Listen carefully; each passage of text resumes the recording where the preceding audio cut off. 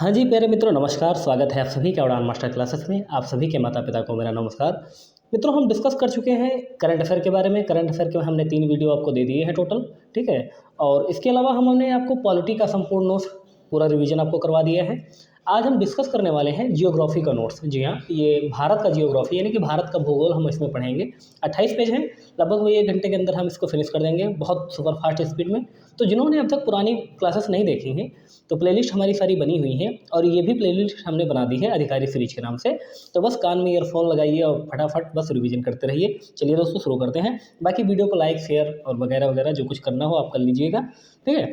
चलिए पहले देखते हैं भारत का सामान्य परिचय। पूर्व में इसका नाम था जम्बूद्वीप। आर्यों ने इसे भारत कहा था, राजा भारत के नाम पर। यूनानियों ने भारत को इंडिया कहा था और ईरानियों ने हिंदुस्तान कहा था। भारत की स्थिति कहाँ है? तो भारत हमारा उत्तरी गोलार्ध में स्थित है, ठीक है? और देखते हैं जो हमारा सबसे उत्तरी पॉइंट है वो है इंदिरा कॉल जो कि जम्मू कश्मीर में पड़ता है।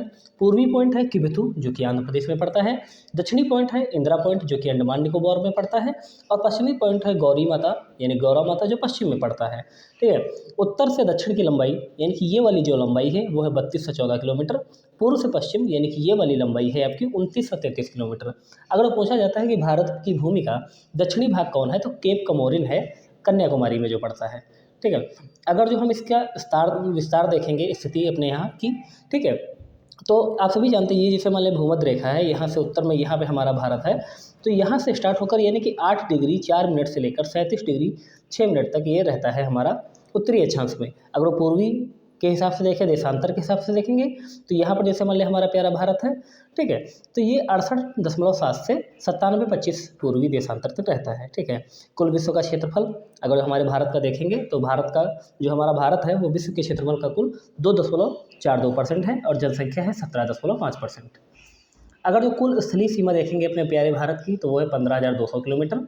कुल तटीय सीमा है 6,100 किलोमीटर। अगर जो द्वीपों को भी हम इसमें जोड़ लेते हैं तटीय सीमा में, तो तटीय सीमा वैसे है 6100 किलोमीटर, लेकिन जो हमारे द्वीप हैं अगर उनकी भी हम जोड़ लेते हैं तो 1416.6 किलोमीटर हो जाता है। और इस प्रकार से तटीय सीमा कुल द्वीपों सहित हो जाती है 7,516.6 किलोमीटर। इस प्रकार से कुल सीमा हो जाती है 1500 ये वाली और 7,516 ये, तो 22,716.6 किलोमीटर ये हो जाता है। इसके अलावा अगर पूछा जाता है कि सर्वाधिक तटीय सीमा किस राज्य की है तो गुजरात की है, ठीक है? इसको थोड़ा आप ध्यान दीजिएगा, ठीक है? और दूसरे नंबर पे आंध्र प्रदेश आता है, फिर है आपके महाराष्ट्र है, गोवा है, कर्नाटक, केरल, तमिलनाडु, उड़ीसा, पश्चिम बंगाल। कुल 9 राज्य जो हैं वो भारत के तटीय राज्य हैं, इसको आपको थोड़ा ध्यान रखना है। भारत की स्थलीय सीमा जो है वो 7 देशों से लगती है। बांग्लादेश के साथ हमारी सर्वाधिक लंबी सीमा है। म्यांमार है, चीन है, भूटान है, पाकिस्तान है, नेपाल है। अफ़गानिस्तान से हमारी सबसे कम सीमा लगती है। भारत की जो जलीय सीमा लगती है वो श्रीलंका, इंडोनेशिया, मालदीव और थाईलैंड से लगती है। भारत के जितने भी पड़ोसी देशों से भारत के राज्य सीमा साझा करते हैं उनकी वीडियो हमने चैनल पर ऑलरेडी अपलोड कर दी है। ट्रिक से याद कर लीजिएगा, उसका लिंक मैं आपको डिस्क्रिप्शन में दे दूँगा, वहाँ से आप देख लेना, ठीक है? भारत का जो अक्षांशीय और देशांती विस्तार अब आगे देख लेते हैं। आप सभी जानते हैं जैसे ये मान लें हमारी एक पृथ्वी है, तो जो हमारी ये सबसे बीच की रेखा होती है 0 डिग्री रेखा, इसे हम कहते हैं भूमध्य रेखा। ये जो हमारी इसके ऊपर होती है 23.5 डिग्री पर, इसे हम कहते हैं कर्क रेखा। नीचे की जो 23.5 डिग्री पर होती है दक्षिण में, उसे हम कहते हैं मकर रेखा। 66.5 डिग्री उत्तरी गोलार्ध की जो रेखा होती है उसे हम कहते हैं आर्कटिक रेखा। और 66.5 डिग्री जो दक्षिणी गोलार्ध की रेखा है उसे हम कहते हैं अंटार्कटिक रेखा। अक्षांश से हम किसी भी स्थान की भौगोलिक स्थिति की जानकारी प्राप्त कर सकते हैं। पृथ्वी पर कुल अक्षांश रेखाओं की संख्या है 179। दो अक्षांशों के मध्य की दूरी होती है 111 किलोमीटर। अक्षांश रेखाओं के मध्य की दूरी भूमध्य रेखा पर अधिकतम और ध्रुवों पर ये न्यूनतम होती है, ठीक है? आगे देखते हैं कि पृथ्वी पर दो अक्षांशों के मध्य की दूरी कटिबंध कहलाती है। और पृथ्वी पर दो अक्षांशों के मध्य जो ताप होता है, दाब होता है, आर्द्रता होती है, वो समान होती है। देशांतर किसे कहते हैं? तो देशांतर आप सभी जानते हैं, जैसे कि ये मान लें हमारी पृथ्वी है, तो ये मान लें उत्तरी ध्रुव है और ये दक्षिणी ध्रुव है, तो इनको जो मिलाने वाली रेखाएं होती हैं उन्हें हम देशांतर कहते हैं। इस तरह से जो होती हैं टोटल, ठीक है? तो पृथ्वी पर उत्तरी ध्रुव को दक्षिणी ध्रुव से मिलाने वाली काल्पनिक रेखा को हम देशांतर कहते हैं। देशांतर से हम समय ज्ञात करते हैं। दो देशांतर के मध्य की दूरी कहलाती है गोरे, जो कि है 111.32 किलोमीटर। भारत का समय जो है वो ग्रीनविच रेखा से 5.5 घंटे आगे है। ये कई बार क्वेश्चन पूछा गया है। 1 डिग्री देशांतर को पार करने में सूर्य के प्रकाश को 4 मिनट का समय लगता है, या 1 मिनट देशांतर को पार करने में सूर्य प्रकाश को 1 सेकंड का समय लगता है, ठीक है? यहाँ पर बात हो रही है 1 डिग्री देशांतर की, यहाँ पर बात हो रही है 1 मिनट देशांतर की। और भारत की देशांतरी स्थिति अभी हम आपसे डिस्कस कर चुके हैं, 68 डिग्री 7 मिनट से 97 डिग्री 25 मिनट तक। ठीक है। कर्क रेखा भारत को 2 भागों में बांटती है, अब ये जानते हैं बिल्कुल बीच से निकलती है। ठीक है, और ये कुल मिला के आपके 8 राज्यों से निकलती है। ट्रिक है इसकी, मित्र पर गमछा झार, मी से मिजोरम, त्रि से त्रिपुरा और पर से पश्चिम बंगाल, र से राजस्थान, ग से गुजरात, म से मध्य प्रदेश, छ से छत्तीसगढ़ और झ से झारखंड। ठीक है। इसके अलावा अगर हम देखते हैं भारत के तटीय राज्य कौन कौन से हैं, तो इसको क्रम थोड़ा याद रखना, गुजरात, महाराष्ट्र, गोवा, कर्नाटक, केरल। ठीक है, ये पश्चिमी राज्य हैं। पूर्वी राज्य हैं आपके तमिलनाडु, आंध्र प्रदेश, उड़ीसा और पश्चिम बंगाल। आगे चलते हैं। भारत जो है विश्व के क्षेत्रफल के आधार पर 7वां बड़ा देश है। जनसंख्या की दृष्टि से यूपी सबसे बड़ा है और जनसंख्या की दृष्टि से सिक्किम सबसे छोटा है। भारत के ऐसे पड़ोसी देश हैं जो जलीय और स्थलीय दोनों सीमा बनाते हैं, उनमें पाकिस्तान, बांग्लादेश और म्यांमार आता है। इसके अलावा भारत के कुल कुछ अंतर्राष्ट्रीय विवाद भी हैं जो हमेशा चर्चा में रहते हैं। सबसे पहला विवाद तो आप सभी जानते हैं, पीओके विवाद है, जो भारत और पाकिस्तान का विवाद है। इसका कारण था माउंटबेटन योजना, जो कि 3 जून 1947 को आई थी। तत्कालीन जम्मू कश्मीर के जो राजा थे वो हरि सिंह थे, और जम्मू कश्मीर के विलय की जो घटना हुई थी वो उस समय राजा थे उनके हरि सिंह। ठीक है। एलओसी का फुल फॉर्म है लाइन ऑफ कंट्रोल, ये भारत पाकिस्तान के मध्य है, और एलएसी का फुल फॉर्म है लाइन ऑफ एक्चुअल कंट्रोल, जो कि भारत चीन के मध्य में है। इसके अलावा अक्साई चीन का विवाद भी हमारा चलता है, तो ये विवाद हमारा चल रहा है 1962 से भारत चीन के मध्य में। कारण ये था कि बौद्ध गुरु जो दलाई लामा थे उनको भारत में प्रवेश दे दिया गया था, इसीलिए चीन ने आक्रमण किया था। सर्किट विवाद जो है वो भारत और पाकिस्तान के मध्य में है, 1960 से ये चल रहा है। डोकलाम विवाद ये भारत चीन के मध्य हुआ था, अभी इसके बारे में आपने पढ़ा भी होगा। हाल ही में 16 जून 2017 से 28 अगस्त 2017 तक ये सब बवाल हुआ था वहाँ पर। तुलबुल बांध परियोजना ये भारत पाकिस्तान पर है, और ये बांध झेलम नदी पर है। इस पर भी लगातार विवाद चलता रहता है। हालांकि इसमें ये जो आया था, यूनियन द्वारा एक अधिकारी भेजे गए थे जिनका नाम था रेमंड डलाफिटे, उन्होंने भारत के पक्ष में इसको फैसला दिया था। अब आगे देख लेते हैं भारत का भौतिक प्रदेश के बारे में। तो एसपी चटर्जी के अनुसार 4 भागों में बांटा गया है। एक है आपका उत्तर पर्वतीय भाग, दूसरा है भारत उत्तर का विशाल मैदान, तीसरा है प्रायद्वीप भारत, और चौथा है तटीय मैदान व द्वीप समूह। उत्तर पर्वतीय भाग 24% भाग पर फैला है, उत्तर का विशाल मैदान भी 24% भाग पर फैला हुआ है, प्रायद्वीप भारत फैला हुआ है 49% भाग पर, जबकि तटीय मैदान व द्वीप समूह केवल 3% भाग पर फैले हुए हैं। उसमें भी आप देख सकते हैं कि मैदान है 43.2%, पठार है 27%, पहाड़ियाँ हैं 18.5% और पर्वत है 10%। अब हम देखते हैं उत्तर पर्वतीय प्रदेश के बारे में क्या है, तो इसका जो विस्तार है वो 7.5 लाख वर्ग किलोमीटर में है। अगर इसको हम 2 भागों में बांटते हैं, एक ट्रांस हिमालय या पार हिमालय या तिब्बत हिमालय, इसको भी तिब्बत हिमालय 3 भागों में बटा है, काराकोरम, लद्दाख और जास्कर में। हिमालय को हम 3 भागों में बांटते हैं, महान हिमालय, मध्य हिमालय और शिवालिक हिमालय। इंपॉर्टेंट ये है कि ट्रांस हिमालय का निर्माण हिमालय से पूर्व हुआ था। ये एक नवीन मोड़दार पर्वत श्रृंखला है, इसे मध्य एशिया की रीढ़ की हड्डी भी कहा जाता है। इयोसिन युग में इसका निर्माण हुआ था। काराकोरम जो है वो ट्रांस हिमालय की सबसे ऊंची चोटी है या श्रेणी है। केटू जो है आपकी गार्डविन ऑस्टिन इसी श्रेणी की सबसे ऊंची चोटी है, और इसकी ऊंचाई है 8,611 मीटर। ये विश्व की दूसरी सबसे ऊंची चोटी है, कौन सी? केटू। भारत की सबसे उत्तरी और ऊंची चोटी है ये। भारत की सबसे जो दक्षिणतम चोटी है वो महेंद्रगढ़ चोटी है। काराकोरम जो दर्रा है मित्रों, वो पीओके और अक्साई चीन को जोड़ने का काम करता है। काराकोरम श्रेणी के जो हिमनद हैं, जो सर्वाधिक हिमनद यहीं पर हैं आपके काराकोरम श्रेणी में। सियाचिन हिमनद जो है ये है नुब्रा नदी का भाग है। यहीं पर 13 अप्रैल 1984 को पाकिस्तान ने हमला किया था। भारत ने जवाब में ऑपरेशन मेघदूत चलाया था। थोड़ा आपको ध्यान रखना है कि ऑपरेशन मेघदूत कब चला गया था, तो 1984 में, जब पाकिस्तान ने हमला किया था सियाचिन पर। इसे भारत की सफ़ेद क्षेत्र कहते हैं, किसे? सियाचिन हिमनद को। ये भारत का सबसे महंगा और सबसे ऊंचा युद्ध स्थल है। आगे देखते हैं लद्दाख श्रेणी में। लद्दाख श्रेणी जो है वो हमारी ट्रांस हिमालय का मध्य भाग है। इसका विस्तार जम्मू कश्मीर और चीन में है। राकापोसी जो है वो लद्दाख की सबसे ऊंची चोटी है, और ये विश्व की सबसे तीव्र ढाल वाली चोटी है। लद्दाख श्रेणी के जो दर्रे हैं वो चांगला है, ये विश्व का दूसरा सबसे ऊंचा दर्रा है। इसके अलावा इमिसला है, टनकला है, लसकला है, ये सब लद्दाख श्रेणी के दर्रे हैं। सभी दर्रे लद्दाख को तिब्बत से जोड़ते हैं। जास्कर श्रेणी जो है ये ट्रांस हिमालय का सबसे दक्षिणतम भाग है। जास्कर व लद्दाख श्रेणी के मध्य में लद्दाख का पठार स्थित है, जो कि भारत का एकमात्र शीत मरुस्थल है। भारत का एकमात्र शीत मरुस्थल कौन सा है? तो लद्दाख है, और ये भारत का सबसे ऊंचा पठार भी है। यह भारत का सबसे कम वर्षा वाला भाग है। सबसे कम वर्षा वाला स्थान कौन सा है? तो लेह है, और जो कि लद्दाख में केवल 5 सेंटीमीटर वर्षा होती है। कैलाश श्रेणी कहाँ पर है? तो ट्रांस हिमालय का चीन में स्थित भाग जो है वो कैलाश श्रेणी कहलाता है। महान हिमालय के दर्रे देख लेते हैं। तो महान हिमालय में जम्मू कश्मीर के दर्रे आते हैं। जोजिला ये श्रीनगर को लेह से जोड़ता है और पैनजिला ये भी श्रीनगर को लेह से जोड़ता है। हिमाचल प्रदेश के जो दर्रे हैं जो महान हिमालय में स्थित हैं, बाड़ालाचला ये मंडी को लेह से जोड़ता है चिनाब नदी तक, और सिपकिलीजा जो शिमला को गारतोक तिब्बत से जोड़ता है। और सतलज नदी जो है उसका भारत में प्रवेश इसी दर्रे से होता है, किससे? सिपकिला दर्रे से। इसके अलावा और महान हिमालय के जो दर्रे हैं उसमें उत्तराखंड का लिपुलेख आ जाता है। कैलाश मानसरोवर जाने का रास्ता आपका लिपुलेख दर्रा से जाता है। माना और नीति दर्रा ये उत्तराखंड में स्थित हैं और ये भी आपके महान हिमालय के हैं। ये हिमानी अपर्दों से निर्मित आपका दर्रा है। सिक्किम के और दर्रे जो हैं वो नाथुला दर्रा है। 2003 में भारत चीन व्यापार के लिए इसे खोल दिया गया था। तिब्बत की राजधानी ल्हासा को सिक्किम की राजधानी गंगटोक से जोड़ता है। ठीक है। जेलेपला क्या है? तो ये ल्हासा और पश्चिम बंगाल को कौलिम्पोंग से जोड़ता है। भूटान की राजधानी थिम्पू जाने का रास्ता भी जेलेपला से होकर जाता है। चुम्बी घाटी को जोड़ता है और ये भारत भूटान सीमा पर स्थित है। अरुणाचल प्रदेश में कौन कौन से दर्रे जो कि महान हिमालय के हैं? बोमडिला है, बुमला है, यांगव्याप है। तो जो बोमडिला है वो तवांग घाटी में है। यहाँ पर भारत का सबसे बड़ा बौद्ध मठ है। बुमला में क्या है? ल्हासा ये तिब्बत को अरुणाचल से जोड़ता है। और यांगग्याप जो है इसके समीप से ब्रह्मपुत्र नदी भारत में प्रवेश करती है। पांगसाउ जो है वो भारत को मॉडले से जोड़ता है। दिफू दर्रा भी भारत को मॉडले से जोड़ता है। मणिपुर में जो दर्रे हैं महान हिमालय के वो तुजू दर्रा है। ये राजधानी मणिपुर की जो इम्फाल उसको रंगून से जोड़ता है। ये सभी जो दर्रे हमने अभी डिस्कस किए हैं सब दर्रे महान हिमालय के हैं। आगे अब देखते हैं मध्य हिमालय के बारे में, जिसे हम लघु हिमालय भी कहते हैं और हिमाचल हिमालय भी कहते हैं। इसका विस्तार आपका जम्मू कश्मीर और भूटान में है। इसकी औसत ऊंचाई 3000 मीटर है। इसमें क्वार्टजम चट्टानें मिलती हैं, असाधी चट्टानें इसमें नहीं मिलती हैं।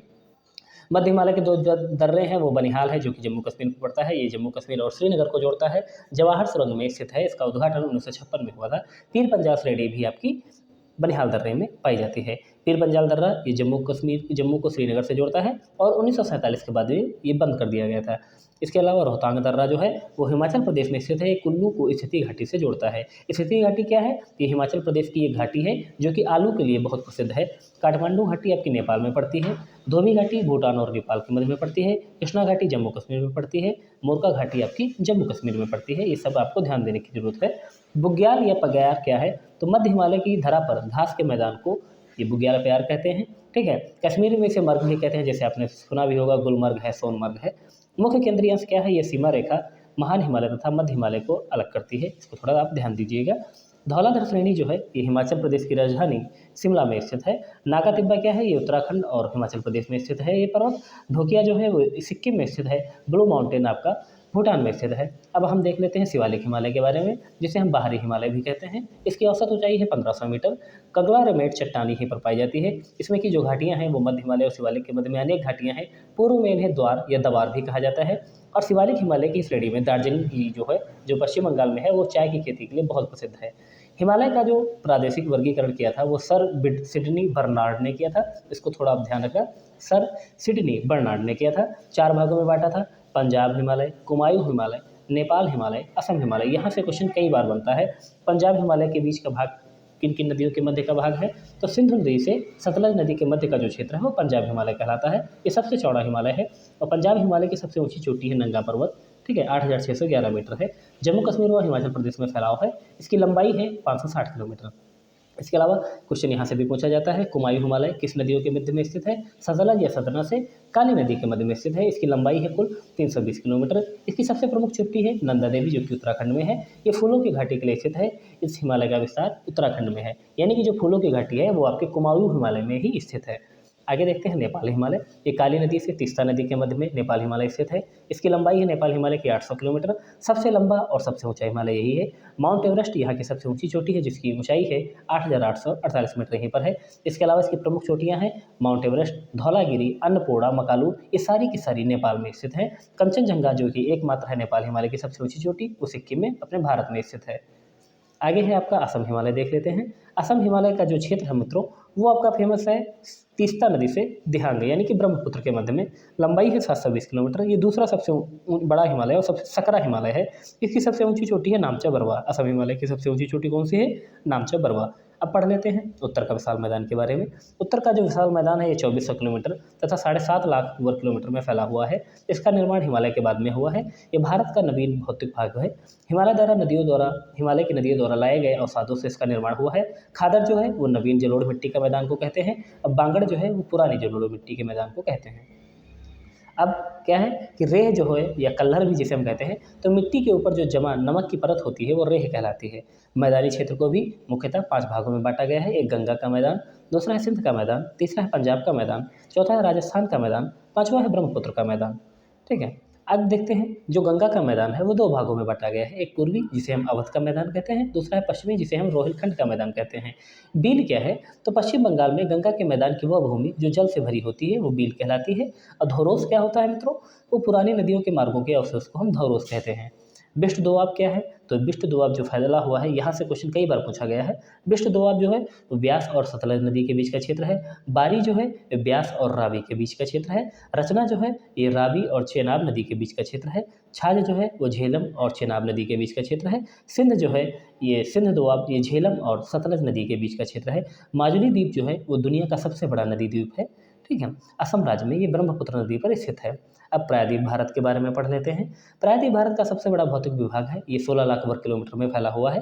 इसकी आकृति है त्रिभुजाकार। गोंडवाना लैंड का ये भाग है, ये सबसे प्राचीन है और पठारों का पठार भी हम प्रायद्वीप भारत को कहते हैं। इसे हम 2 भागों में बांटते हैं, एक प्रायद्वीप पठार और दूसरा प्रायद्वीप पर्वत और पहाड़। प्रायद्वीप पठार में कौन कौन से आते हैं, आइए देख लेते हैं। जैसे मालवा का पठार है, ये मध्य प्रदेश, राजस्थान, गुजरात और मध्य प्रदेश में इसका सर्वाधिक विस्तार है। 3 राज्यों में इसका ज़्यादा फेमस है, जिसमें मध्य प्रदेश में सर्वाधिक विस्तृत रूप से फैला हुआ है। यहाँ पर बेसाल्ट से निर्मित चट्टानें पाई जाती हैं और यहाँ पर आंतरिक भाग में ग्रेनाइट नीस चट्टान मिलती है। काली मिट्टी की प्राप्ति यहीं पर सर्वाधिक होती है। यहाँ पर सबसे ज़्यादा कपास, मूंगफली, अफीम और इस तरह की फसलें पैदा होती हैं। बुंदेलखंड का जो पठार है मित्रों, ये आपका उत्तर प्रदेश और मध्य प्रदेश में इसका विस्तार है और इसका निर्माण अवनालिका अपर्दन से होता है। बघेलखंड का पठार ये मध्य प्रदेश और छत्तीसगढ़ में स्थित है। छोटा नागपुर का जो पठार है वो झारखंड और छत्तीसगढ़ में स्थित है। खनिजों का अजायब घर हम इसे कहते हैं। सर्वाधिक खनिज की प्राप्ति हमें छोटा नागपुर के पठार से होती है और इसे हम भारत का रूर प्रदेश भी कहते हैं। दामोदर नदी इस पठार को 2 भागों में बांटती है, एक हजारीबाग का पठार और रांची का पठार। सर्वाधिक कोयला भी हमें दामोदर नदी घाटी से प्राप्त होता है। अब आगे देखते हैं मित्रों, मेघालय का पठार जिसे हम शिलांग का पठार भी कहते हैं। इस पठार पर 3 पहाड़ियाँ आपकी मिलती हैं, एक है आपकी गारो, दूसरी है खासी, तीसरी है जयंतिया। सर्वाधिक वर्षा आपकी खासी पहाड़ियों पर होती है। खासी पहाड़ियों पर ही आपका मासिनराम स्थित है, जहाँ पर सर्वाधिक वर्षा होती है। गारो पहाड़ी की जो सबसे ऊंची चोटी है वो है नोकरेक। ये कई बार पेपर में पूछा गया क्वेश्चन है। ठीक है। अब आगे देख लेते हैं प्रायद्वीप पर्वतमाला के बारे में।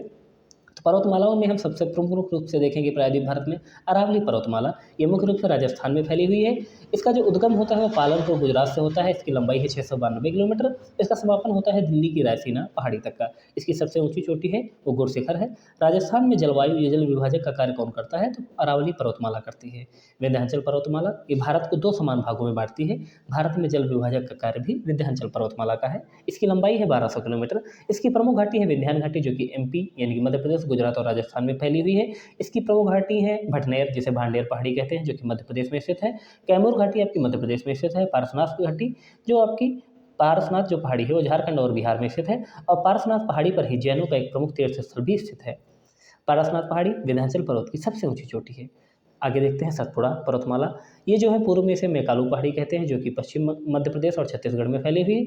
मध्य में इसके महादेव पहाड़ी है जो कि मध्य प्रदेश में फैली हुई है और सतपुड़ा पर्वतमाला के पश्चिम में है राजपीपला पहाड़ी जो कि गुजरात में फैली हुई है। सतपुड़ा पहाड़ी की जो सबसे ऊंची चोटी है धूपगढ़ जो कि महादेव पहाड़ी पर स्थित है। सतपुड़ा की दूसरी सबसे ऊंची चोटी है वो है अमरकंटक। अमरकंटक से ही नर्मदा और सोन नदी निकलती है। ठीक है। मर है ना, यहाँ पर मर थोड़ा आप ध्यान में दे सकते हैं। धुआंधार जलप्रपात भी आपका सतपुड़ा की जो सबसे ऊंची चोटी अमरकंटक पर ही स्थित है। नीलगिरी पर्वत जो है वो आपका तमिलनाडु में स्थित है। इसकी सबसे ऊंची चोटी है दोदा बेट्टा। दोदा बेट्टा पहाड़ी पर ही टोडा जनजाति निवास करती है। नीलगिरी पश्चिमी घाट को पूर्वी घाट से जोड़ती है। अन्नामलाई की पहाड़ी ये तमिलनाडु और केरल में फैली हुई हैं। यहाँ की सबसे ऊंची चोटी है अनाईमुड़ी। प्रायद्वीप भारत की सबसे ऊंची चोटी अनाईमुड़ी है, ये केरल में स्थित है। यहीं पर शांत घाटी स्थित है। पालनी की पहाड़ी आपकी तमिलनाडु में स्थित है, जबकि इसकी सबसे ऊंची चोटी है कोडाई कनाल। इलायची की पहाड़ी या कार्डेमम की पहाड़ियाँ आपकी केरल और तमिलनाडु में फैली हुई हैं। इलायची या कार्डेमम की सबसे ऊंची चोटी है वो है अगस्त्य मलाई। यहाँ पर सर्वाधिक जैव विविधता पाई जाती है। नगर कोयल की पहाड़ी तमिलनाडु में स्थित है। ये भारत की सबसे दक्षिणतम पहाड़ी है। सबसे ऊंची चोटी है इसकी महेंद्रगढ़। जावेरी की पहाड़ी आपकी तमिलनाडु में स्थित है। सेवराय की पहाड़ी आपकी तमिलनाडु में स्थित है, जो कि लोहे के भंडार के लिए प्रसिद्ध हैं। अब आगे देख लेते हैं आपका भोरघाट। भोरघाट क्या है, ये मुंबई को पुणे व चेन्नई से जोड़ता है। बालघाट मुंबई को नासिक व कोलकाता से जोड़ता है। पालघाट जो है वो नीलगिरी व अन्नामलाई के मध्य में स्थित है और सैनकोटा जो दर्रा है वो कार्डेमम और नगर कोयल पहाड़ी के मध्य में स्थित है। अब भारत की मृदा के बारे में देख लेते हैं। वर्गीकरण ICAR संस्था द्वारा किया गया था। ICAR की स्थापना 16 जुलाई 1929 को नई दिल्ली में होती है। भारत में 8 प्रकार की मिट्टियाँ पाई जाती हैं: जलोढ़, लाल, काली, लैटराइट, रेतीली, पर्वती, कीट या जैविक दलदली या लवणी। ठीक है। अपक्षय क्या होता है? तो चट्टानों का टूटकर अपने स्थान पर गिरना अपक्षय कहलाता है। और अपक्षय 3 प्रकार का होता है, एक भौतिक अपक्षय, दूसरा रासायनिक अपक्षय, तीसरा होता है जैविक अपक्षय। भौतिक अपक्षय मित्रों क्या होता है? ये 4 प्रमुख कारणों से होता है, जैसे तापमान है, वायुदाब है, वर्षा है और बर्फ या तुषार के कारण जो चट्टानें टूटकर गिर जाती हैं, उसे हम भौतिक अपक्षय कहते हैं। रासायनिक अपक्षय क्या होता है? जो लौह युक्त चट्टान पानी या वातावरण की चट्टान से क्रिया कर आयरन ऑक्साइड में परिवर्तित होकर टूट जाती हैं, तो इसी से लाल मिट्टी का निर्माण होता है। जैविक अपक्षय क्या होता है? कि जीवों के द्वारा चट्टान के कण का टूटना, जैसे चूहा, पालतू जानवर और जंगली जानवर, इनके द्वारा चट्टानों का तोड़ना। ठीक है। जलोढ़ मृदा क्या होती है? तो नदियों के अवसाद से इसका निर्माण होता है। इसका रंग भूरा होता है। इसका उपनाम जो है कॉप है, करछारी है, दोमट है, खादर है। ये सबसे उपजाऊ मृदा है। उत्तर प्रदेश में मुख्य रूप से जलोढ़ मृदा ही पाई जाती है। लाल मृदा जो है, ये आयरन फेरस ऑक्साइड के कारण इसका रंग लाल होता है। तापमान व वर्षा अधिक वाले क्षेत्रों में ये लाल मृदा पाई जाती है। दक्षिण भारत में इसका सर्वाधिक विस्तार है, जैसे केरल और तमिलनाडु। यहाँ की मुख्य फसलें हैं मक्का, रसदार फल, दलहनी फसल और रबर। काली मृदा क्या होती है? ये सबसे बारीक कणों वाली मृदा भी होती है। इसे चिकनी मृदा या चिका मृदा भी कहते हैं। ज्वालामुखी मृदा भी इसे कहते हैं। इसका निर्माण ज्वालामुखी के मैग्मा और मैग्मा की ऊपरी परत के धीरे धीरे ठंडे हो जाने से होती है। जैसे बेसाल्ट होता है, उसका टूटन होता है, यानी कि अपक्षय होता है, उसके बाद अपर्दन होता है और जब जमाव होता है तो काली मृदा के रूप में हो जाता है। यह स्वतः जुताई वाली मृदा भी कहलाती है। यहाँ की प्रमुख जो फसल है वो कपास है, सोयाबीन है, अफीम है। मध्य प्रदेश में प्रमुख रूप से आपकी ज्वालामुखी मृदा पाई जाती है। इसमें जल धारण की क्षमता सबसे ज़्यादा होती है। लेटेराइट मृदा ये सबसे कठोर होती है। लाल मिट्टी से ही इसका निर्माण होता है। केरल और तमिलनाडु में प्रमुख रूप से ये लेटेराइट मृदा पाई जाती है। इसकी प्रमुख फसलें हैं रबर, कॉफी, रसदार फल। मरुस्थलीय मृदा ये हवा की अपवहन प्रक्रिया से इसका निर्माण होता है। इसके सब के कण जो होते हैं वो मोटे आकार के होते हैं। इसमें रासायनिक तत्व जो होते हैं फास्फोरस होता है। ठीक है। और यहाँ पर जो मुख्य फसल है वो बाजरा है, सर्वाधिक है। राजस्थान, गुजरात, पंजाब, हरियाणा में ये मरुस्थलीय मृदा प्रमुख रूप से पाई जाती है। पर्वतीय मृदा जम्मू कश्मीर और अरुणाचल प्रदेश का जो प्रमुख रूप से भाग है, यानी कि असम में ये मुख्य रूप से पाई जाती है। और यहाँ पर केवल चाय की खेती होती है, जिसमें भी मकई गिरी चाय प्रमुख रूप से होती है। रासायनिक तत्व भी इसमें नहीं होते हैं, ना ही इसमें कृषि हो पाती है, केवल चाय की खेती होती है। दलदली मृदा या कीट जैविक मृदा क्या होती है? तो नदियों, झीलों और सागर के डेल्टाई भागों में जिस मिट्टी का निर्माण होता है, ठीक है, तो वो हमारी दलदली मिट्टी कहलाती है। इसमें कृषि नहीं होती है क्योंकि इसमें रासायनिक तत्व भी नहीं होते हैं। सुंदरवन का जो डेल्टा है, जो पश्चिम बंगाल में पड़ता है, कच्छ का रण है, ठीक है, ये सब दलदली मृदा के अंतर्गत आते हैं। गोदावरी और कृष्णा नदी के जो डेल्टाई भाग हैं, वहाँ पर इनका फैलाव है। लवणी मृदा 2 प्रकार की होती है, एक होती है अम्लीय, दूसरी होती है क्षारीय। तो पीएच मान जिनका 0 से 7 के मध्य में होता है, तो वो होती है लवणी मृदा। और अम्लीय मृदा। अम्लीय मृदा की समाप्ति के लिए हम उसमें रॉक फॉस्फेट का यूज करते हैं। क्षारीय मृदा जो होती है, जिसका पीएच मान 7 से 14 के मध्य में होता है। और क्षारीयता की समाप्ति करने के लिए हम उसमें जिप्सम, डाचा या दलहनी फसलों की ज़्यादा से ज़्यादा पैदावार करते हैं। और जो लवणीय मृदा है, ये प्रमुख रूप से पंजाब, हरियाणा, उत्तर प्रदेश में पाई जाती है। अब भारत की नदियों का प्रवाह तंत्र देख लेते हैं। तो भारत की नदियाँ जो अपवाह तंत्र है, ये हिमालय की नदियाँ और दूसरा है प्रायद्वीप भारत की नदियाँ। ये 2 प्रकार की नदियाँ अपने भारत में पाई जाती हैं। तो ये जो हिमालय की नदियाँ हैं, ये नदियाँ जो हैं नवीन नदियाँ कहलाती हैं और ये वर्ष भर बहती हैं। और ये जो प्रायद्वीप भारत की नदियाँ हैं, ये प्राचीन नदियाँ कहलाती हैं, ये मौसमी नदियाँ कहलाती हैं। हालाँकि इसमें जो एक कावेरी नदी है, वो वर्ष भर बहती है। आइए पढ़ लेते हैं सबसे पहले गंगा नदी के बारे में। तो इसका उद्गम जो होता है 2 धारा से होता है और ये उत्तराखंड से इसकी शुरुआत होती है। तो सबसे पहले देख लेते हैं भागीरथी नदी। तो भागीरथी नदी का उद्गम गंगोत्री या गोमुख से होता है, उत्तराकाशी पहाड़ी से होता है। इस पर बांध है आपका टिहरी बांध, जिसका विरोध किया था सुंदरलाल बहुगुणा ने। अलकनंदा का उद्गम होता है संतोपथ हेमरथ से उत्तराखंड में। भागीरथी और अलकनंदा ये जो दोनों नदियाँ हैं, ये देवप्रयाग स्थान पर मिलती हैं और यहीं से इनका दोनों का नाम पड़ जाता है गंगा। अब आगे देख लेते हैं गंगा नदी पर जो स्थित जो प्रयाग हैं, ये कई बार पेपर में पूछे गए हैं आपके। तो जैसे अलकनंदा और भागीरथी जो जहाँ पर मिलते हैं, तो वहाँ पर देवप्रयाग है। अलकनंदा और मंदाकिनी जहाँ पर मिलते हैं, वहाँ पर रुद्रप्रयाग है। अलकनंदा और नंदाकिनी जहाँ पर मिलते हैं, वो नंदप्रयाग है। अलकनंदा और पिंडारी नदी जहाँ पर मिलता है, वो कर्णप्रयाग है। और अलकनंदा और धौली गंगा जहाँ पर मिलते हैं, वो विष्णुप्रयाग हैं। इसकी मेरे पास एक ट्रिक है, अगर जो आपको पसंद आए तो थोड़ा देख लेना। मैं इससे ऐसे याद करता था बैड, ठीक है। बी से मैं याद करता था भागीरथी, ए से मैं याद करता था अलकनंदा और डी से देवप्रयाग। अब जैसे यहाँ पे देखिए रुद्र था, ठीक है, तो इसको मैं पढ़ता था राम, ठीक है। बस RAM मुझे पता चल गया। तो आर से रुद्रप्रयाग तो हो ही गया, ए से हो गया अलकनंदा और एम से आपका हो गया मंदाकिनी। नंदाकिनी में कुछ आपको याद ही नहीं करना, तो नंदाकिनी है तो नंदप्रयाग है। कर्णप्रयाग को कैसे याद करता था? तो पाक से याद करता था, ठीक है। पाक से याद करता था। एक तो पी से पिंडारी नदी, ए से तो अलकनंदा ही है और किस से कर्णप्रयाग।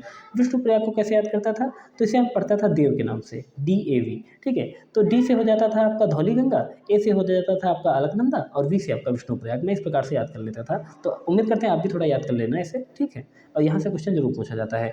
गंगा नदी के तट पर बसे शहर कौन कौन से हैं, तो ऋषिकेश है, प्रयागराज है, हरिद्वार है, कानपुर है, वाराणसी है, गाजीपुर है, सोनपुर है, कन्नौज है, पटना है, छपरा है, कुशीनगर है।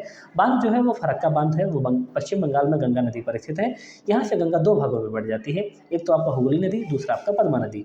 हुगली नदी के तट पर पश्चिम बंगाल की राजधानी कोलकाता स्थित है, जो कि बंगाल की खाड़ी में जाकर समाप्त हो जाती है। पद्मा नदी ये बांग्लादेश में प्रवेश करती है, वहीं पर जमुना नदी में मिल जाती है। सुंदरवन का डेल्टा जो है नदी द्वारा बनाया गया सबसे बड़ा डेल्टा है। यहाँ पर सुंदरी प्रकार के जो वृक्ष हैं वो बहुतायत में मिलते हैं। मैंग्रोव वनस्पति भी और ज्वारी वनस्पति भी यहाँ प्रमुख रूप से पाई जाती है। यहाँ की प्रमुख फसल है जूट की फसल। यहाँ के रॉयल बंगाल टाइगर विश्व प्रसिद्ध हैं।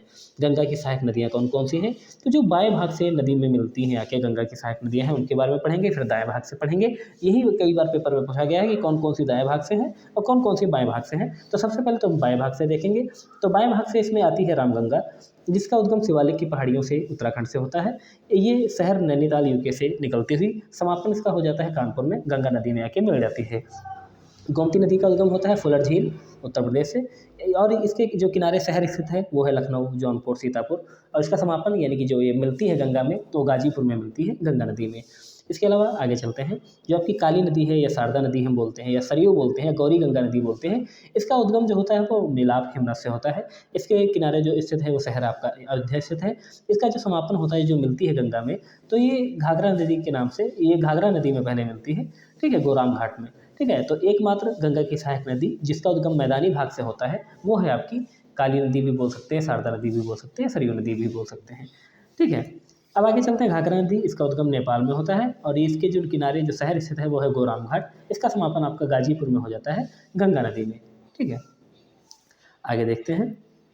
आगे है आपका गंडक नदी, इसका उद्गम जो होता है वो नेपाल हिमालय से होता है। इसका समापन जो भी होता है वो आपको पटना में हो जाता है, गंगा नदी में ही मिल जाती है। कोसी नदी जो है इसका उद्गम नेपाल हिमालय से होता है। बिहार का शोक भी हम कोसी नदी को कहते हैं और इसका समापन कुशीनगर में गंगा में मिल जाती है। महानंदा नदी, इसका उद्गम दार्जिलिंग पश्चिम बंगाल से होता है और इसी पर फरक्का बांध स्थित है। अब आगे देखते हैं गंगा की सहायक नदियाँ जो कि दाएं भाग से स्थित हैं। तो इसमें सबसे प्रमुख रूप आता है आपका यमुना नदी का। यमुना नदी का जो उद्गम है मित्रों वो यमुनोत्री हिमनद से होता है, बंदरपुर पहाड़ी उत्तराखंड से। इसके किनारे जो शहर स्थित हैं वो है दिल्ली, आगरा, मथुरा।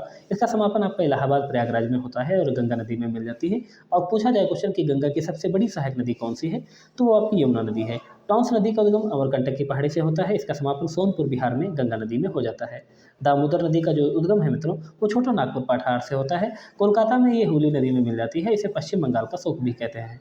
राष्ट्रीय जलमार्ग फर्स्ट कौन सा है, तो गंगा नदी पर इसका निर्माण किया गया है। इसकी लंबाई है 1620 किलोमीटर। ये प्रयागराज से हल्दिया के मध्य में है। ये भारत का सबसे बड़ा राष्ट्रीय जलमार्ग है। ब्रह्मपुत्र नदी के बारे में देख लेते हैं। इसका उद्गम होता है चैमा युंगयुंग हिमनद से, कैलाश पर्वत, तिब्बत, चीन से। तिब्बत और चीन में इसे दो नाम से जानते हैं, यारलुंग जांगपो और सांगपो। नदी का भारत में प्रवेश होता है यांगटेसी दर्रा से। अरुणाचल प्रदेश में नदी के दो नाम हैं, एक सिहांग और दिहांग। असम में सदिया में पहली बार मैदानी भागों में प्रवेश करती है, तभी ये पहली बार ब्रह्मपुत्र के नाम से जानी जाती है। और राष्ट्रीय जलमार्ग संख्या 2 भी इसी पर है। असम में ब्रह्मपुत्र नदी पर लंबाई है 891 किलोमीटर। इसी पर आपका द्वीप है माजुली द्वीप, जो कि ब्रह्मपुत्र नदी असम में जो है वहाँ पर माजुली द्वीप स्थित है। असम ने इसे अपना 35वां जिला घोषित किया है माजुली द्वीप को। ब्रह्मपुत्र नदी को बांग्लादेश में प्रवेश मिलता है गोलपाड़ा स्थान से। बांग्लादेश में जो ब्रह्मपुत्र नदी का नाम है उसे हम कह रहे हैं जमुना। वहाँ पर जो पद्मा नदी है जो कि भारत में गंगा है उसे बांग्लादेश में पद्मा कहते हैं। ठीक है, यहाँ पर थोड़ा कन्फ्यूज मत होना। ब्रह्मपुत्र नदी जो है बांग्लादेश में प्रवेश करती है गोलपाड़ा स्थान से।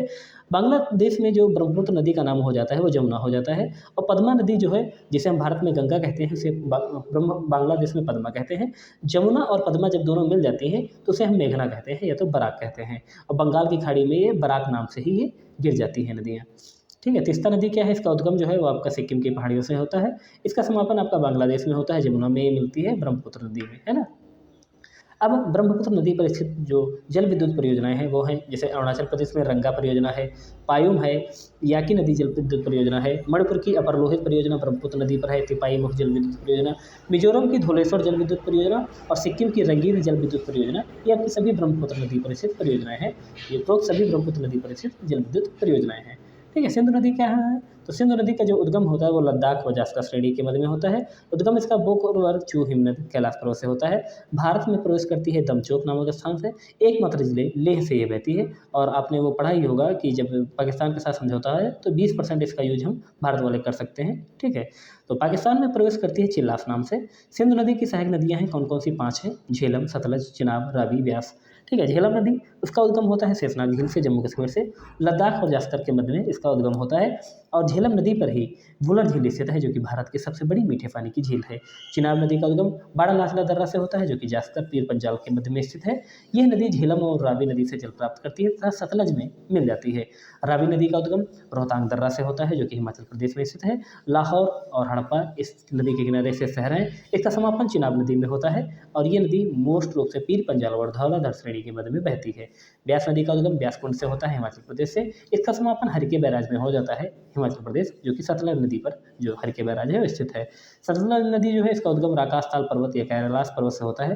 भारत में इसका प्रवेश होता है आपका सिपकिला दर्रा से। यह नदी ब्यास व चिनाब से जल प्राप्त करती है तथा सिंधु नदी में मिल जाती है। सिंधु नदी पर जो स्थित जल विद्युत परियोजनाएं हैं वो है तुलबुल परियोजना और उरी परियोजना जो कि झेलम नदी पर है। सलाल परियोजना, बुगलीहार परियोजना, दुल्हस्ती परियोजना ये आपकी चिनाब नदी पर स्थित है। चमेरा परियोजना रावी नदी पर स्थित है। नाथपा झांकरी परियोजना ये आपकी सतलज नदी पर स्थित है। प्रायद्वीप भारत की नदियाँ कौन कौन सी, अभी हम हिमालय के बारे में पढ़ रहे थे। अब प्रायद्वीप भारत की नदियों के बारे में पढ़ेंगे। स्वर्ण रेखा नदी जो है इसका उद्गम रांची का पठार झारखंड से होता है। इसका विस्तार जो है आपका झारखंड में है, पश्चिम बंगाल में है, उड़ीसा में है। जैविक मरुस्थल की संख्या किसे दी जाती है, तो स्वर्ण रेखा नदी को दी जाती है, ठीक है। टिस्को जो कंपनी का जो उद्घाटन ये कहते हैं शुरुआत हुई थी, जहाँ पर इसकी स्थापना हुई थी, तो 1907 में स्वर्ण रेखा नदी के किनारे पर ही हुई थी। हुडरू जलप्रपात भी आपका स्वर्ण रेखा नदी पर झारखंड में स्थित है। टिस्को का फुल फॉर्म है Tata iron and steel company, जिसकी स्थापना हुई थी 1907 में स्वर्ण रेखा नदी के किनारे। वैतरणी नदी का उद्गम जो होता है मित्रों क्योंझर की पहाड़ी उड़ीसा से होता है और समापन भी इसका उड़ीसा बंगाल की खाड़ी में हो जाता है। ब्राह्मणी नदी इसका उद्गम छोटा नागपुर पठार से होता है, समापन बंगाल की खाड़ी में होता है। महानदी जो है इसका उद्गम दंडकारण्य पठार छत्तीसगढ़ से होता है। भारत का धान या चावल कटोरा की संज्ञा महानदी को दी जाती है। हीराकुंड बांध आपका उड़ीसा में स्थित है महानदी पर। उड़ीसी का अशोक भी हम महानदी को कहते हैं। गोदावरी जो है वो दक्षिण भारत की सबसे लंबी नदी है, 1465 किलोमीटर। इसका उद्गम त्र्यंबक की पहाड़ी यानी कि नासिक महाराष्ट्र से होता है। थल्लमपल्ली बांध छत्तीसगढ़ में गोदावरी नदी पर। पंचम बांध या श्री राम सागर बांध तेलंगाना में गोदावरी नदी पर। धवलेश्वर बांध आंध्र प्रदेश में गोदावरी नदी पर स्थित है। निजाम सागर बांध तेलंगाना में स्थित है। ये गोदावरी की सहायक नदी मंजीरा नदी पर ही बनाया गया है निजाम सागर बांध। गोदावरी को बूढ़ी गंगा या बृहद गंगा भी कहते हैं। इसकी सहायक नदियाँ हैं बाएं भाग से हैं पूर्णा, प्रवरा, वेनगंगा, इंद्रावती, सबरी नदी। दाएं भाग से एकमात्र सहायक नदी है मंजीरा। कृष्णा नदी के बारे में पढ़ते हैं। कृष्णा महाबलेश्वर पहाड़ी कर्नाटक से निकलती है, जिसकी लंबाई है 1400 किलोमीटर। इसकी सहायक नदियां हैं मूसी, भीमा, घटप्रभा, मालप्रभा, तुंगभद्रा, कोयना। नागार्जुन बांध जो कि तेलंगाना में स्थित है, ये आपका कृष्णा नदी पर स्थित है। श्रीशैलम बांध आंध्र प्रदेश में स्थित है जो कि कृष्णा नदी पर स्थित है। कावेरी नदी का उद्गम ब्रह्मगिरी यानी कि पुष्पगिरी की पहाड़ियों से होता है। इसका विस्तार कर्नाटक, केरल, तमिलनाडु में है। एकमात्र दक्षिण भारत की नदी जो वर्ष भर बहती है। दक्षिण भारत का धान का कटोरा भी कावेरी नदी को कहते हैं। इस पर बांध है शिव समुद्रम, मेटूर बांध। शिव समुद्रम बांध कर्नाटक में है, मेटूर बांध आंध्र प्रदेश में है जो कि कावेरी नदी पर स्थित है। कावेरी नदी की जो सहायक नदियां हैं वो है आपकी अर्कावती, स्वर्णावती, हेमावती, भवानी। नर्मदा नदी के बारे में पढ़ते हैं। ये विंध्याचल पर्वतमाला अमरकंटक पहाड़ी से निकलती है। धुआंधार जलप्रपात, सरदार सरोवर जलप्रपात गुजरात में स्थित है। ये अरब सागर में गिरती है और ये पूर्व से पश्चिम की ओर बहती है और ज्वारा नदी का निर्माण करती है। इंपॉर्टेंट क्या है, तो माही नदी जो है वो खंबात की खाड़ी में गिरती है। संकोच नदी असम और अरुणाचल प्रदेश के मध्य में सीमा बनाती है। राजघाट बांध जो है वो बेतवा नदी पर स्थित है। वीरभ्रंश घाटी यानी कि रिफ्ट वैली से बहकर होने वाली जो नदी है वो है नर्मदा। प्रायद्वीप भारत की कावेरी नदी अरब सागर में नहीं गिरती है। अब भारत की प्रमुख झीलें देख लेते हैं, जैसे लोकटक है, ये पूर्वोत्तर भारत की सबसे बड़ी मीठे पानी की झील है। केबुल लामजाओ अभ्यारण्य जो विश्व का एकमात्र तैरता राष्ट्रीय अभ्यारण्य है वो लोकटक मणिपुर में स्थित है। यहाँ पर भूरे रंग का हिरण पाया जाता है। चिल्का झील जो है कि उड़ीसा में स्थित है, ये सबसे बड़ी खारे पानी की झील है। 1981 में से सागर साइट में शामिल किया गया और ये एक लैगून झील है। केलरू झील जो कि आंध्र प्रदेश में है, ये आंध्र प्रदेश की सबसे बड़ी मीठे पानी की झील है। गोदावरी कृष्णा के डेल्टाई भागों में ये स्थित है। वेम्बनाड झील केरल में स्थित है, ये भारत की दूसरी सबसे बड़ी रामसर साइट है। इस झील में विवलंटन द्वीप स्थित है। बंदरगाह कोचीन भी आपका वेम्बनाड झील में स्थित है। अष्टमुड़ी जो है वो केरल में स्थित है। सस्तम कोट्टा झील ये आपकी केरल में स्थित है। बनतूर, माधमेश्वर, झील ये आपको महाराष्ट्र में स्थित है। लोनार झील भी महाराष्ट्र में स्थित है। भारत की सबसे बड़ी झील है कॉल्डेरा झील। तसोकर झील लद्दाख है, ये खारे पानी की झील है, इसे सफ़ेद झील भी कहते हैं। तसो मुरारी झील ये लद्दाख की है, खारे पानी की झील है। ये भारत की सबसे ऊंची झील है। वुलर झील जम्मू कश्मीर की है और ये झेलम नदी से इससे जल प्राप्त करती है। ये भारत की सबसे बड़ी मीठे पानी की झील है। डल झील जम्मू कश्मीर में है। ये कश्मीर का ताज गहना या श्रीनगर का गहना, ये फूलों की झील भी हम डल झील को कहते हैं। इसमें 2 द्वीप हैं आपके, सोनालंक एक रूपालंक। इस झील में तैरते हुए बगीचे हैं जिन्हें कश्मीर का राढ़ कहते हैं। मनसब झील जम्मू कश्मीर की सबसे गहरी झील है। सूर्यनिसर झील प्लस मानसर झील जो है उसको जुड़वा झील भी कहते हैं। भीमताल झील ये नैनीताल की सबसे बड़ी झील है। भारत के उद्योगों के बारे में पढ़ लेते हैं। सूती वस्त्र उद्योग 1853 में प्रथम मिल का स्थापना किया गया मुंबई में। मैनचेस्टर के बारे में कई बार पूछा जाता है क्वेश्चन, तो भारत का मैनचेस्टर मुंबई जो कि महाराष्ट्र में स्थित है। पश्चिमी भारत का मैनचेस्टर अहमदाबाद गुजरात में स्थित है। उत्तर भारत का मैनचेस्टर कानपुर को कहते हैं और दक्षिण भारत का जो मैनचेस्टर कहते हैं वो कोयम्बटूर को कहते हैं। सूती वस्त्र उत्पादक में राज्य है वो मुंबई, गुजरात और तमिलनाडु, ये शीर्ष राज्य हैं। जूट उद्योग के बारे में पढ़ लेते हैं। जूट उद्योग जो मित्रों है इसकी प्रथम मिल 1855 में रिसरा पश्चिम बंगाल में इसकी स्थापना की गई जॉर्ज ऑकलैंड के द्वारा। जूट उद्योग के प्रमुख राज्य हैं पश्चिम बंगाल, आंध्र प्रदेश, असम और बिहार। चीनी उद्योग जो है कच्चा माल इसका गन्ना होता है। प्राचीन उद्योग है ये, इसका उल्लेख हमें मौर्य काल में भी मिलता है। गन्ना उत्पादन में भारत सेकंड स्थान पर है, प्रथम स्थान पर ब्राज़ील है। भारत में जो गन्ना उत्पादन में प्रथम है वो यूपी है, दूसरा महाराष्ट्र है, तीसरा तमिलनाडु है। हालांकि चीनी के उत्पादन में महाराष्ट्र ऊपर हो गया है और यूपी नीचे हो गया है और तमिलनाडु तीसरे नंबर पे है, थोड़ा इसको आप ध्यान रखना। वन आधारित उद्योग कौन कौन से हैं, जैसे कागज उद्योग है, ठीक है। कागज उद्योग का प्रथम कारखाना लगा था 1870 में पश्चिम बंगाल में। लाख उद्योग का प्रथम कारखाना झारखंड में लगा था, उत्पादन होता है वहाँ से। रेशम उद्योग का प्रथम कारखाना छत्तीसगढ़ से लगता है, यहाँ से भी उत्पादन होता है। खनिज आधारित उद्योग कौन कौन से, जैसे इस्पात उद्योग है, 1874 में प्रथम खनिज इस्पात उद्योग की स्थापना की गई कुल्टी पश्चिम बंगाल में, बंगाल आयरन एंड वर्क्स के द्वारा। टिस्को क्या है, ये Tata iron and steel company है, भारत का प्रथम निजी कारखाना है जो कि जमशेद टाटा के द्वारा लगाया गया था। आज़ादी के बाद इस्पात कारखाने जो लगे थे वो मुख्य रूप से 4 हैं, ठीक है। तो दूसरी पंचवर्षीय योजना में 3 लगे थे, एक उड़ीसा में, ठीक है, उड़ीसा का राउरकेला इस्पात कारखाना जर्मनी की सहायता से लगाया गया था। छत्तीसगढ़ का भिलाई इस्पात कारखाना रूस की सहायता से लगाया था और पश्चिम बंगाल का दुर्गापुरा इस्पात कारखाना ब्रिटेन की सहायता से लगाया गया था। तो 3 तो आपके दूसरी पंचवर्षीय योजना में लगाए गए थे और चौथा जो था आपका इस्पात कारखाना वो झारखंड का बोकारो इस्पात कारखाना है, ये रूस के सहयोग से लगाया गया था। एल्यूमिनियम उद्योग जो का प्रथम कारखाना 1931 में जेके नगर पश्चिम बंगाल में खोला गया था। सीमेंट उद्योग का प्रथम कारखाना 1904 में मद्रास में खोला गया। भारत का परिवहन के बारे में पढ़ लेते हैं। रेल परिवहन लॉर्ड डलहौजी के समय में विस्तृत रूप से शुरू किया गया। 1853 में मुंबई से थाने के बीच में रेल चलती है और रेल जो है ये संघ सूची का विषय है। इसका राष्ट्रीयकरण 1950 में हुआ था। वर्तमान में 18 रेलवे जोन है। भारत के 40% सरकारी कर्मचारी वो आपके रेलवे में ही काम करते हैं। नवीनतम जो रेल का जोन है वो है 18वां, विशाखापट्टनम आंध्र प्रदेश में स्थित है।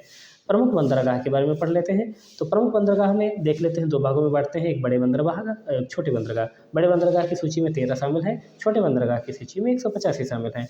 बड़े बंदरगाह जो होते हैं वो केंद्र सरकार संघ सूची के अंतर्गत आते हैं और इसमें नवीन है आपका 13वां, ठीक है, पोर्ट बेल अंडमान निकोबार। और छोटे बंदरगाह ये राज्य सरकार की अधिकार सूची के अंतर्गत आते हैं, यानी कि समवर्ती सूची के अंतर्गत आते हैं। मुंबई बंदरगाह जो है ये प्राचीन और सबसे बड़ा बंदरगाह है, इसे हम 67 द्वीप भी कहते हैं। भारत का प्रवेश द्वार, ये भारत का सबसे व्यस्त बंदरगाह हम मुंबई बंदरगाह को कहते हैं। बोहावा स्वावा या न्यू मुंबई, ये जवाहरलाल नेहरू बंदरगाह, ये मुंबई बंदरगाह के भार को कम करने हेतु एक कृत्रिम बंदरगाह का निर्माण कराया गया। न्यू मंगलोर बंदरगाह ये कर्नाटक में स्थित है, अरब देशों को निर्यात यहीं से होता है।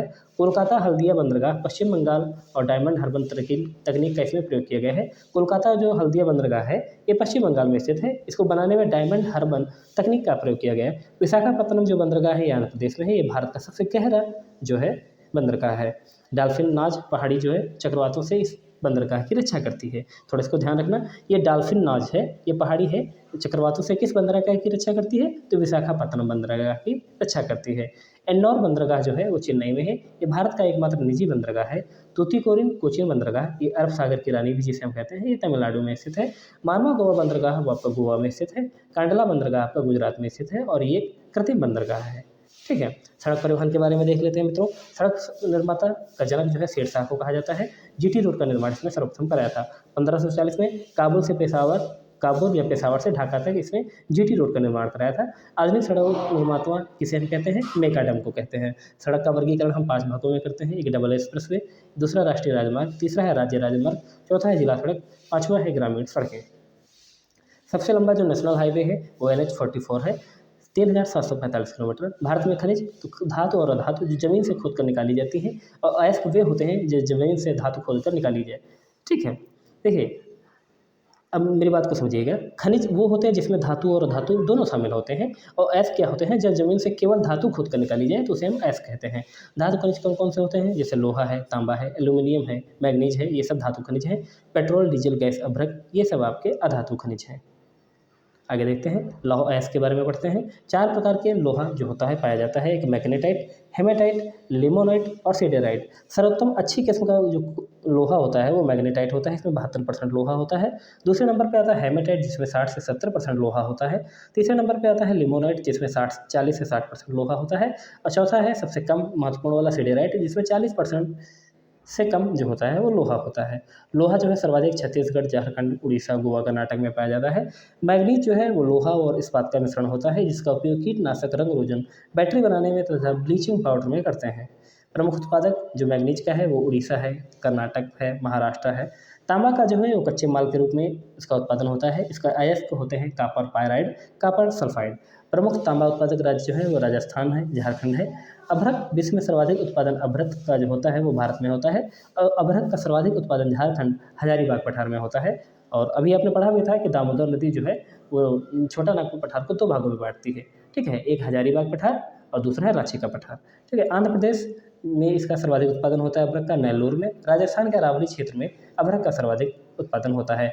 बॉक्साइट जो है ये एल्युमिनियम का ऑक्साइड होता है। और उड़ीसा का कालाहांडी और कोरापुट जो प्रसिद्ध है वो बॉक्साइट के लिए प्रसिद्ध है। झारखंड का पलामू भी बॉक्साइट के लिए प्रसिद्ध है। चूना पत्थर 3 जगह का ज़्यादा फेमस है, आंध्र प्रदेश का, मध्य प्रदेश का, छत्तीसगढ़ का। आंध्र प्रदेश में विशाखापट्टनम, कृष्णकटूर। ठीक है, मध्य प्रदेश का बालाघाट और जबलपुर में चूना पत्थर पाया जाता है। छत्तीसगढ़ का बिलासपुर, दुर्ग और रायगढ़ में पाया जाता है।